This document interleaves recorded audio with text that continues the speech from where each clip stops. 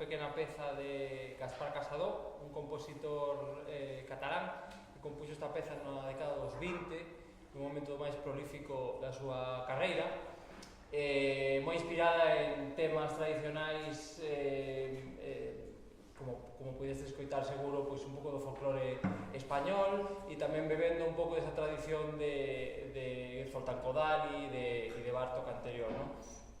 Vamos a seguir con este concerto xa xuntos na próxima obra co meu compañeiro Adrián Pais, así que vamos a recibilo con forte aplauso.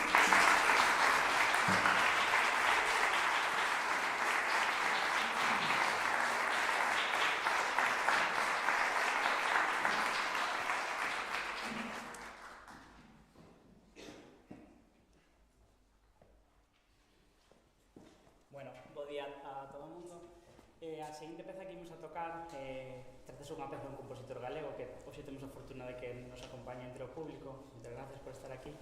Chamase Juan Eiras. É unha peza que eu estrei xa fai uns cantos anos aquí en Galicia. Chamase Preludio aos cantos da maré e representa un mar en calma, en palabras do compositor, aínda que en constante movimento. A peza está chea de xestualidades, traballa sobre diferentes texturas que se van creando entre o saxofón e o violonchelo.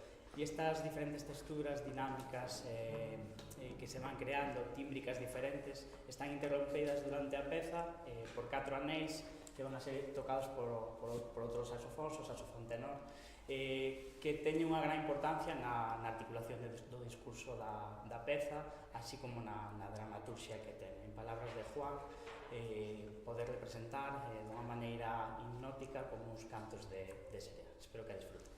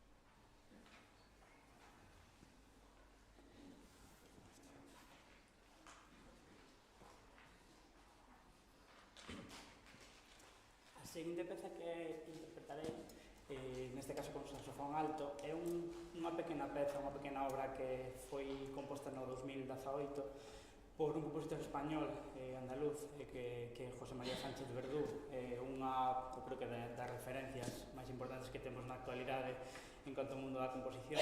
É unha peza que fixo para un amigo meu que estreou en Madrid e se chama Miral, que significa espello en occitano. E a peza trata desto, sobre os espellos e os cristais dunha maneira metafórica, o espello que é un material inerte, e así empeza esta pequena peza dunha maneira inorgánica, moi neutra, e se vai desarrollando e este material se vai transformando en un material moito máis orgánico, como se o espello se erosionase e fragmentase en estes pequenos cristais metafóricos aos que alude a peza. Espero que te guste.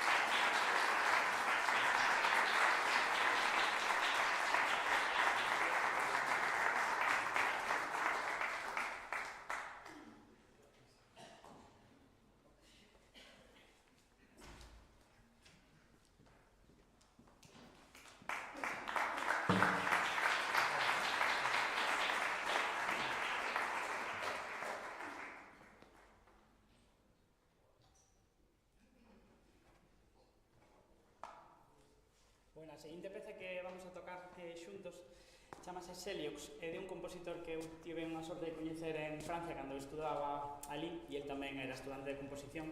É un compositor peruano que se chama Juan Arroyo. Xa nesa época, fai como 12 anos, máis ou menos, que o coñecín, me compuxera unha obra para o meu cuarteto, porque estaba traballando en unha serie de pezas para o saxofón, no que estaba traballando sobre un linguaxe de unha frauta tradicional de América Latina que se chama siku. E hoxe vamos a tocar esta obra que fixera nese momento era para 4 saxofóns sin boquillas e electrónica, e esta peza que vamos a tocar sigue traballando un pouco nesa mesma linguaxe que se traballaba daquela, para saxofón, barítono, sin boquilla e violonchelo. Si lles parece, leo en palabras del un pouco convertida en juncos para escapar al dios Pan, inspirando de paso la creación de la mítica flauta, ha despertado mi imaginación y sobre todo ha resonado en mi memoria con el eco de mi primer instrumento, la flauta de Pan, conocida en América Latina bajo el nombre de zampoña o siku. ¿Cómo quedar indiferente a esta sonoridad que ha dado la voz a mis primeras invenciones de infancia? Este sueño me ha guiado en la escritura de un dúo para saxofón y violonchelo que no cesa de transformarse, como Syrinx, para conservar su libertad. Cada interludio de Seliox es una oscilación entre el ser y el devenir. Entón, deixo-vos con Seliox, ten 5 movimentos, espero que disfruten.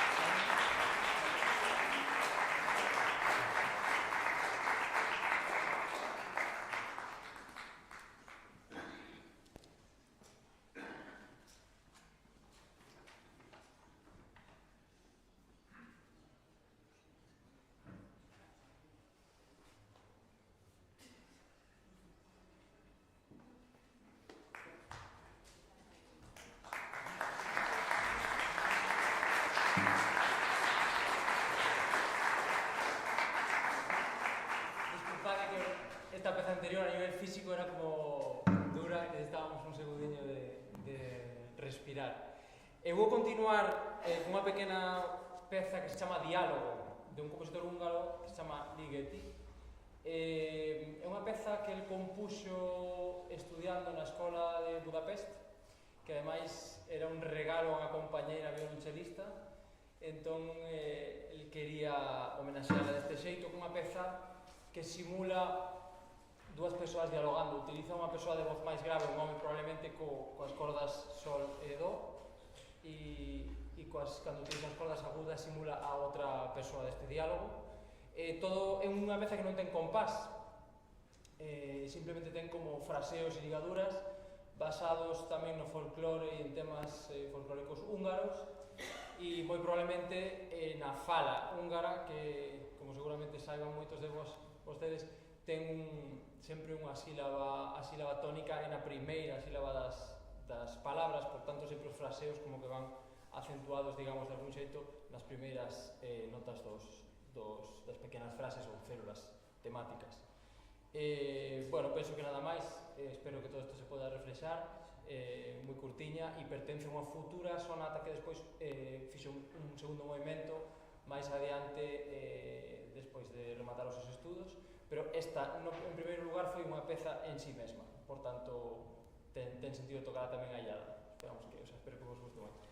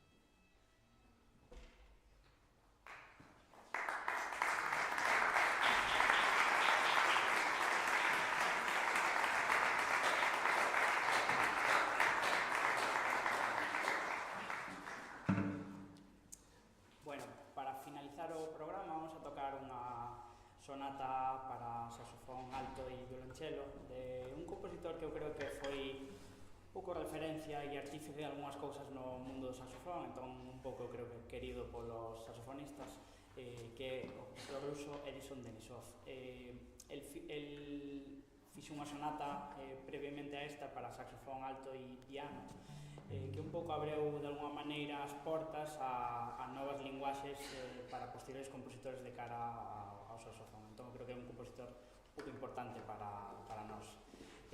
Esta sonata que vamos a tocar hoxe ten unha estrutura totalmente similar á sonata que escribeu previamente para piano e saxo.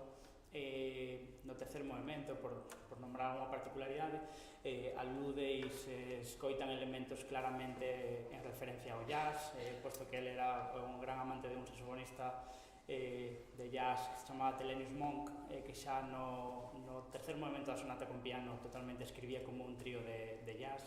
Nesta sonata, evidentemente, utilizando o violonchelo tamén nesa maneira e nese linguaxe.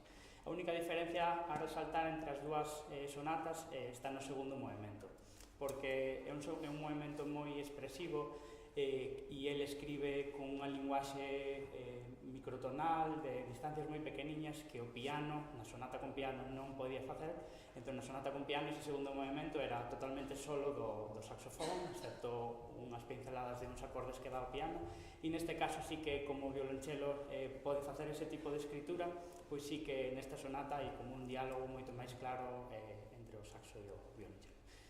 Sin máis, despedímonos e moitas gracias por asistir.